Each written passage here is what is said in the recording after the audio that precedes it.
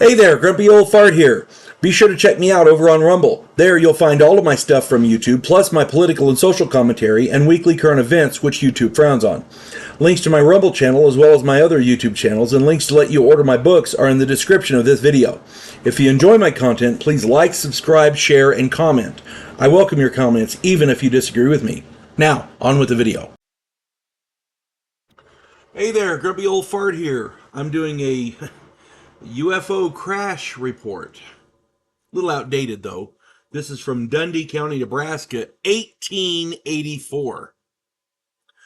The local newspaper, ran a report of a crashed object in June of 1884. In Dundee County, on June 6th, a group of cowboys witnessed a fiery object plummet down from the sky and crash behind an earthen embankment near Max, Nebraska.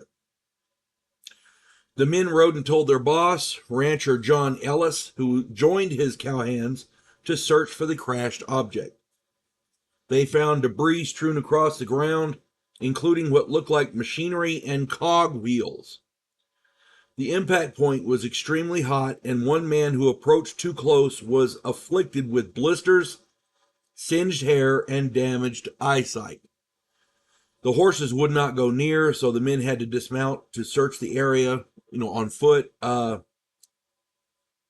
They took note of what they had seen and planned to return when the heat had subsided. So this is a verified account as far as that goes. The next day, everybody got together. They returned along with local government inspector E.W. Rollins. So they got the government involved. Mistake number one. The heat had subsided enough for the men to approach. They found the wreckage of a cylindrical object 50 to 60 feet long and 10 to 12 feet in diameter. Rollins and Ellis had a dispute as to ownership of the debris. Ellis claimed the finders keepers thing, while Rollins claimed the government owned it. They decided to leave the area as they found it until they could determine ownership. A few days later, heavy rains moved into the area, and the craft and all the debris seemed to dissolve completely. All that remained was small jelly-like pools and a strong, sweet odor.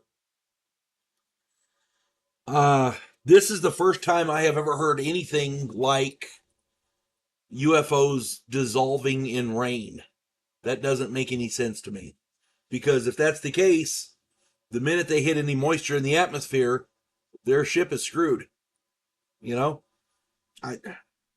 Anyway, accusations of the newspaper editor began to surface, alleging that the newspaper editor, invented the entire story. However, Rollins and Ellis both corroborated the story, insisting that it was all true. Several cowhands and a few townsfolk also swore to the accuracy of the story. So, yeah, everybody said that the newspaper guy made it up, but the locals who saw it swore to it.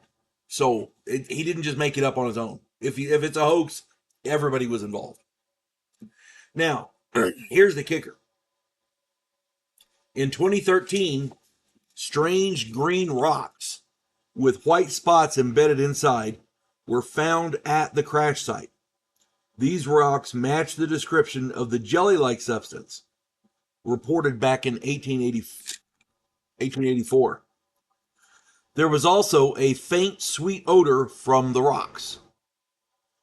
The analysis of the rocks was inconclusive. They're not sure what the rocks are made of, but several geologists have pointed out that they're not like anything else on Earth that they've seen. So until we can get some real analysis of those rocks, or until something else comes up, we're pretty well stuck there. Now, the part that gets me is these are cowboys in 1884. For them to come up with a story, all of them together, as inventive and as accurate, as detailed as this, they had to be awful damn bored. I mean, bored out of their damn skulls. If you've ever seen a ranch today, cowhands today work hard. I mean, ranchers they work hard. There's a lot of stuff to do on a ranch. Running a ranch is not easy. In 1884, I would imagine there was a lot more work to do because they didn't have modern equipment. For them to be that bored, there had to be no cattle. That's the only way that works.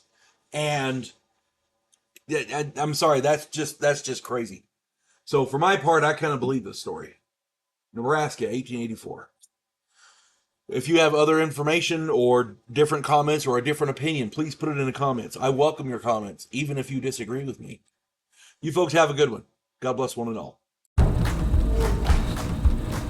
We elect cookie-cutter politicians every single election cycle. Yes men who maintain the status quo and do just enough to make us believe the system still works. Imagine, if you will, a president who actually tries to fix things. If you like action, political intrigue, and a righteous crusade, check out my political thriller, The Righteous President.